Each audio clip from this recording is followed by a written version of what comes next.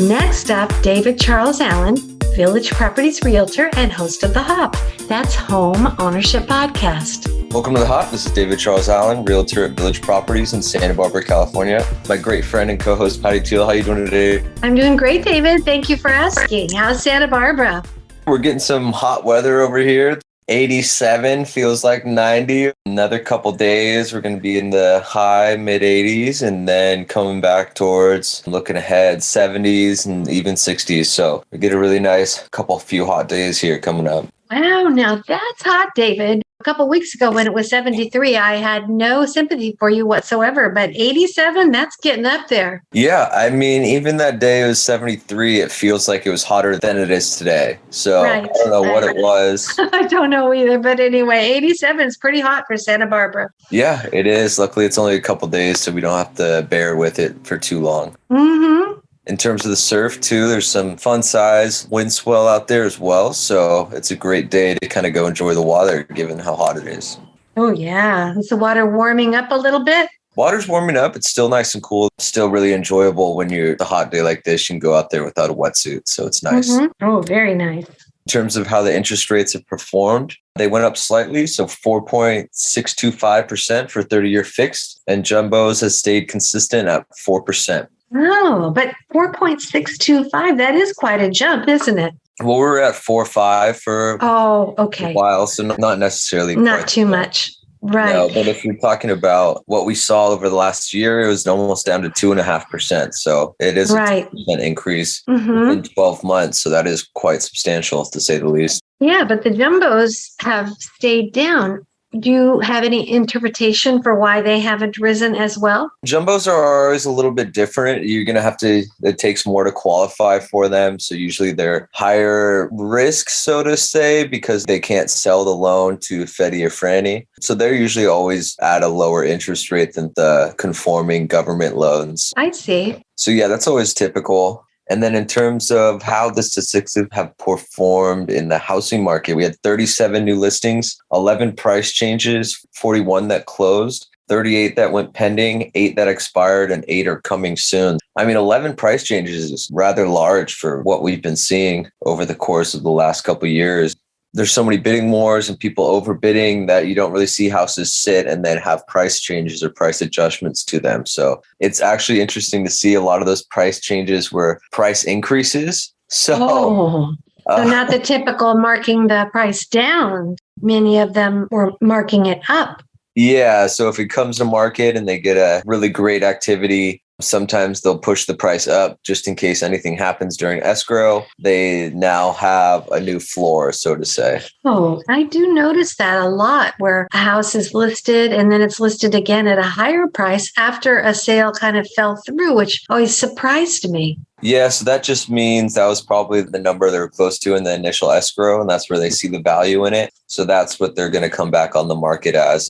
Again, could be another bidding war. It could be one of those buyers that maybe missed out on it that was willing to pay that price. They're going to jump back to escrow at that price too. Well, that makes sense. And then 37 new listings. That's extremely low compared to most years. Yeah, that's really low. And what's even crazier is that 11 of them were sold off market. So that's only 27 new listings. So almost 30% of the new listings, so to say, were sold off market that aren't even new listings. More like 27 and 38 that went pending. So we're even falling lower behind on the supply. Right. So there's a lot of competition for basically 20 some houses that are listed and marketed. Yeah. And there's almost 2,000 agents in Santa Barbara too, realtors. Oh, my goodness. So 2,000 real estate agents that are showing 20 new homes. Oh, my goodness.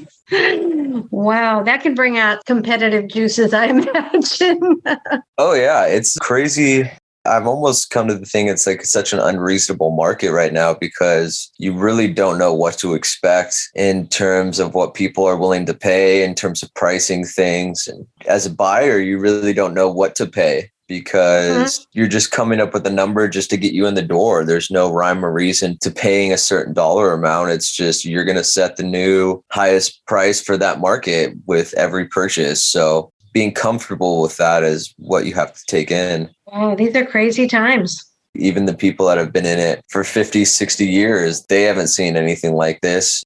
I don't know if you expect to see something as good of a seller's market as it's ever been. Mm-hmm. But then, as we've talked about again and again, then the person who sells their house has to find somewhere else to go. Yeah. And you have a lot more options if you're willing to live anywhere in the country. It's not going to be quite as competitive as Santa Barbara, even though there's a lot of places that are just as competitive. You got more options, so to say, with bigger markets, things that have more homes for sale. Santa Barbara is just so limited on terms of housing in general. With all the influx of new people, it makes it even more difficult. Right. And I think many, many cities are facing it to one degree or another. I met an agent, and I can't remember the number she said, but it was like usually there were thousands of houses in this particular city in Florida that were for sale, and it was only hundreds. So it's still a big drop, but it's not down to 20 some houses that are new on the market. Any questions for the day today? Yes, I do. And I hope I can word this correctly. As I think I've told our listeners and you, I'm studying to get my real estate license. It happens to be in Florida that I'm taking this course. And I learned that real estate agents have to be very careful what they tell the potential buyer about neighborhoods. And I guess it all goes back to the Fair Housing Act, but some of the things that they're not allowed to answer, such as, is there a high crime rate in this area? Or is there a church in that neighborhood? Are things that realtors have to be very careful about answering. And I wondered what your take on that is. There's so many different things you should say and should not say. And what happens is you give people access to the information and you have them do the research themselves. You're not the one telling them everything. You're the one saying, this is where you can find out more information on this. This is where you can find out more information on that. You're not making any decisions. You're telling everybody how the process works. You're telling them how to do their due diligence. It's up to them to decide what they want to do and what not. But as long as you're acting in their best interests, filling that fiduciary duty, nothing's going to come back to you. But sometimes people have to be adults and be able to read through the contract and understand it and search for stuff on their own, be able to make their own decisions without someone telling them what to do. Well, that's a really good answer. They mentioned one of the things that the realtor shouldn't answer or couldn't answer is whether a church or a synagogue was in a certain area because of fair housing and discrimination. I suppose they could say, here's an organization you could call to find out, that kind of thing. And so that way they can get the answer that they're looking for without feeling like anybody is being discriminated against. Yeah, exactly. So I think we even have a form about Megan's List. So you can go on and look on Megan's List if that's something that is a factor for you in searching for a new home. There's usually a form for every kind of thing that describes like, hey, if you want to learn more about this, this is where you can learn about it. Mm-hmm. But as an agent, we're not steering you towards one neighborhood versus the other. And it just comes from people, either bad agents or people that really just feel wronged in a sense and want to just cause a situation. So there's bad agents out there, of course, but if that place feels like it could be a good home for you, let's go look at the house. It's not, this neighborhood's too good for you or anything like that. Right. Nobody would like that. And definitely let them do everything. They don't want to hear that. They want you to do all the work. And then those are the people you don't want to work with. Right, right. Well, speaking of working with realtors, how could people get in touch with you if they want to find a great realtor to work with? Yeah, my number is 805-617-9311. And my email is david@davidcharlesallen.com. And if you want to look up more, my web address is www.davidcharlesallen.com. So, David, how are your fur babies?